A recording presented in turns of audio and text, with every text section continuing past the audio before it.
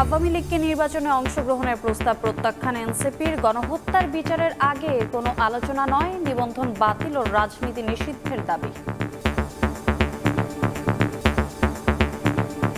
আওয়ামী লীগের আগে বিচার নিশ্চিত করতে হবে, তাকে দল হিসাবে বিচার নিশ্চিত করতে হবে, অপরাধ স্বীকার করতে হবে, তারপর অন্য কোনো আলোচনা হইতে পারে। বিচার চলাকালীন আওয়ামী লীগের নিবন্ধন বাতিল করতে হবে এবং এই মাফিয়া গোষ্ঠীর রাজনীতিতে ফেরানোর যে কোনো প্রচেষ্টাকে এনসিপি প্রতিহত করার অঙ্গীকার ব্যক্ত করছে। স্বৈরাচারের দোসররা পুনর্বাসনের সুযোগ পায় এমন কোনো পদক্ষেপ নেবেন না সরকারের উদ্দেশ্যে বললেন তারেক রহমান। ট্রানজিশনাল পিরিয়ড এগিয়ে নিতে দায়িত্বশীল আচরণের আহ্বান মির্জা ফখরুলের।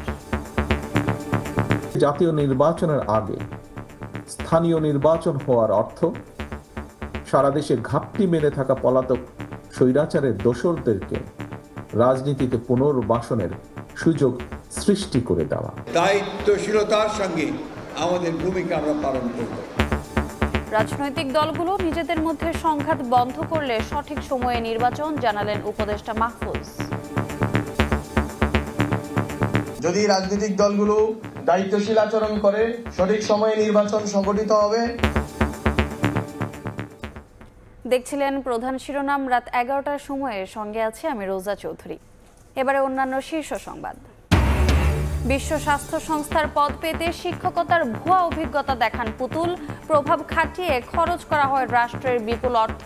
দুদকের অনুসন্ধান, বিচার নিশ্চিতের পরামর্শ। ঈদযাত্রায় এবারও ভোগান্তির সংখ্যা। ঢাকা টাঙ্গাইল মহাসড়কে উন্নয়ন কাজ চলায় হতে পারে যানজট। প্রস্তুত হচ্ছে পাটুরিয়া দৌলতদিয়া নৌরুট, থাকছে ভ্রাম্যমাণ আদালতও।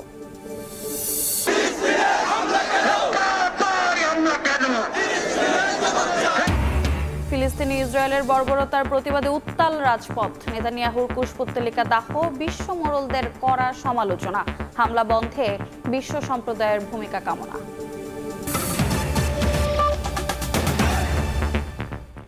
জুলাই গণহত্যার অভিযোগে বিচার চলাকালে আওয়ামী লীগের নিবন্ধন বাতিল ও রাজনীতি নিষিদ্ধের দাবি জানিয়েছে জাতীয় নাগরিক পার্টি এনসিপি।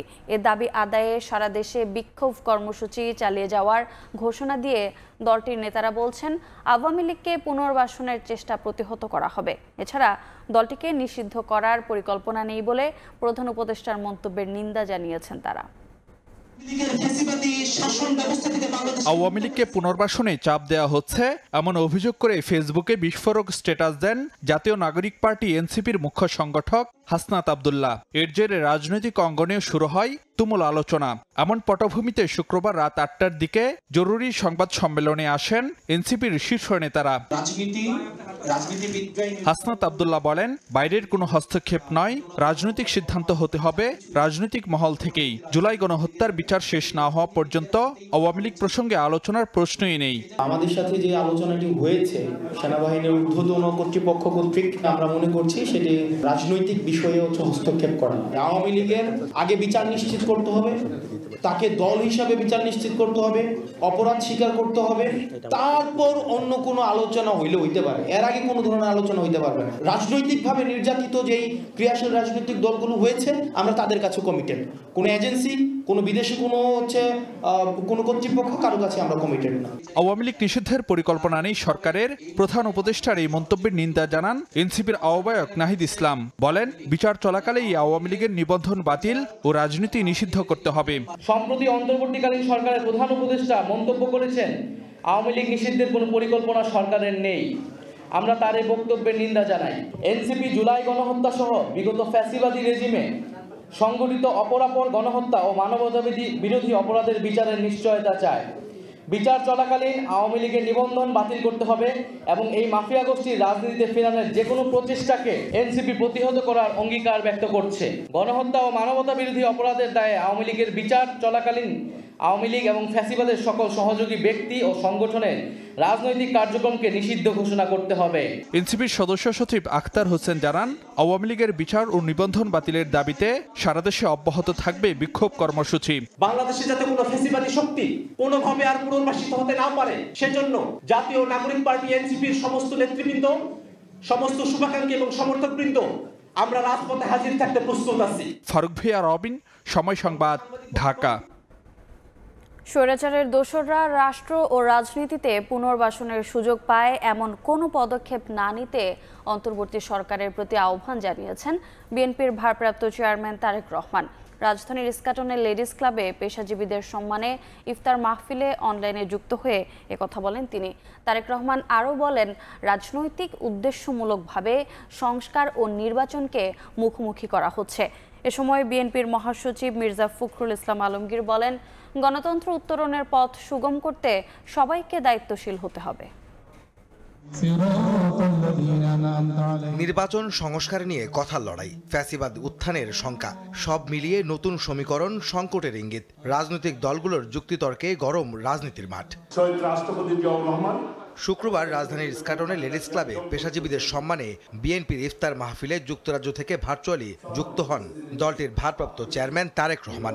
স্বৈরাচারের দোসররা রাষ্ট্র ও রাজনীতিতে পুনর্বাসনের সুযোগ পায় এমন কোনো পদক্ষেপ না নিতে অন্তর্বর্তী সরকারের প্রতি আহ্বান জানান তিনি। সরকারের এমন কোনো পদক্ষেপ নেওয়া উচিত হবে না যাতে রাষ্ট্র এবং রাজনীতিতে পলাতক স্বৈরাচারের দোসররা পুনর্বাসিত হওয়ার সুযোগ পায়।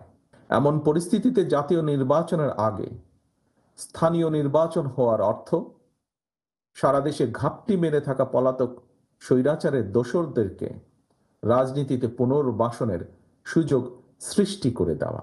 রাজনৈতিক উদ্দেশ্যমূলকভাবে সংস্কার ও নির্বাচনকে মুখোমুখি করা হয়েছে বলেও মন্তব্য করেন বিএনপির ভারপ্রাপ্ত চেয়ারম্যান। বর্তমানে সংস্কার এবং নির্বাচনকে দৃশ্যত যেভাবে মুখোমুখি করে ফেলা হয়েছে, এটি নিঃসন্দেহে রাজনৈতিক উদ্দেশ্যমূলক। নিজেদের অজান্তেই ফ্যাসিবাদী বিরোধী জাতীয় ঐক্যের মধ্যে সংশয় সন্দেহের জন্ম দেওয়া হয়েছে বা হচ্ছে। একই অনুষ্ঠানে বিএনপি মহাসচিব মির্জা ফখরুল ইসলাম আলমগীর দাবি করেন, দেশের চলমান সংকট নিরসনে একমাত্র পথ নির্বাচন।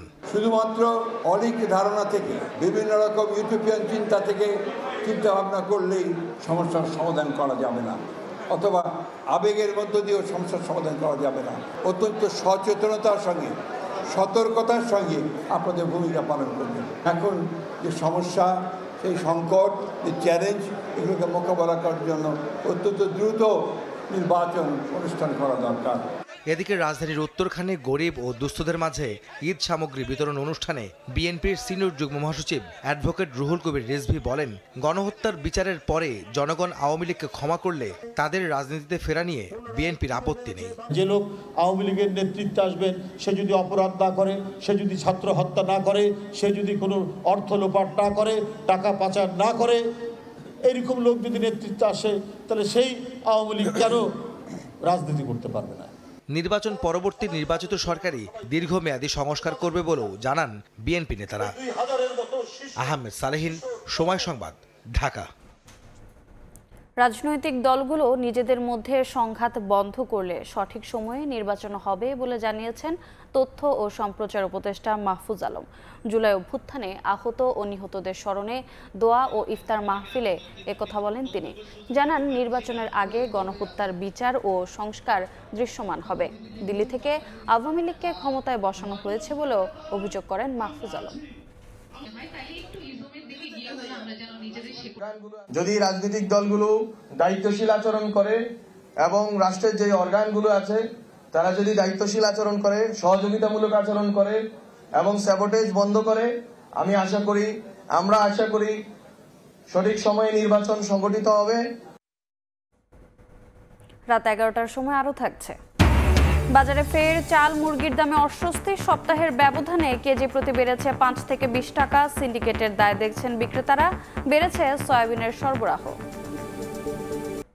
বিশ্ব স্বাস্থ্য সংস্থার আঞ্চলিক পরিচালকের পদ বাগাতে শিক্ষকতার ভুয়া অভিজ্ঞতা দেখান পুতুল। দুদক বলছে, শেখ হাসিনা তার মেয়েকে পদে বসাতে রাষ্ট্রের বিভিন্ন পর্যায়কে অনৈতিকভাবে ব্যবহার করেন। এই জালিয়াতির সঙ্গে জড়িত সবাইকে বিচারের মুখোমুখি করার দাবি বিশেষজ্ঞদের। 2024 সালের ফেব্রুয়ারিতে বিশ্ব স্বাস্থ্য সংস্থার দক্ষিণ পূর্ব এশিয়ার আঞ্চলিক পরিচালক হিসেবে দায়িত্ব নেন সাইমা ওয়াজেদ পুতুল। অটিজম নিয়ে কাজ করা পুতুল এই পদের জন্য কতটা উপযুক্ত তা ঘাটতে গিয়ে দুদক বলছে, কাগুজে ও ফরমাইশের যোগ্যতা বলেই তাকে বসানো হয় এই পদে। Without সাইমা ওয়াজেদ বিশ্ব স্বাস্থ্য সংস্থায় পাঠানো সিভিতে উল্লেখ করেন 2022 থেকে 2023 সালে বাংলাদেশ মেডিকেল বিশ্ববিদ্যালয়ের অটিজম ও মানসিক সংক্রান্ত ইনস্টিটিউট ইপনায় শিক্ষকতা করেছেন। অথচ বিশ্ববিদ্যালয় কর্তৃপক্ষ বলছে কখনোই তিনি শিক্ষকতা করেননি। শুধু কি সিভি জালিয়াতি? দুদকের দাবি, মা শেখ হাসিনা ক্ষমতার প্রভাব খাটিয়ে মেয়ের অযোগ্যতা ঢাকতে দিল্লিতে অনুষ্ঠিত ৭৬তম WHO সম্মেলনে রাষ্ট্রের বিপুল অর্থের অপচয় করে শতাধিক বাংলাদেশি কর্মকর্তা ও প্রতিনিধি পাঠিয়ে বাগিয়ে নেন পদ। দুদকের আইন বিভাগের সাবেক এই মহাপরিচালক বলেন, পদ বাগাতে পুতুলের অনিয়মের সঙ্গে জড়িত শেখ হাসিনা সহ অন্যদেরও আইনের আওতায় আনতে হবে। তার যে যোগ্যতার সার্টিফিকেট বলেন বা কাগজপত্র বলেন, এইগুলো সংগ্রহ করা তার একার পক্ষে তো সম্ভব হয়নি। এখানে তার মা প্রধানমন্ত্রী ছিলেন, তার মায়ের প্রভাবে অন্যরা কাজ করেছে। এখন যে তদন্ত চলছে, এই তদন্তেও এই বিস্তারিত বিষয়গুলো উঠিয়ে আনা যায়। আর স্বাস্থ্যখাত সংশ্লিষ্টরা বলছেন, মিথ্যা তথ্য দিয়ে নৈতিকতা বিরোধী কাজ করেছেন পুতুল। অবিলম্বে বিশ্ব স্বাস্থ্য সংস্থা থেকে পদত্যাগ করা উচিত তার।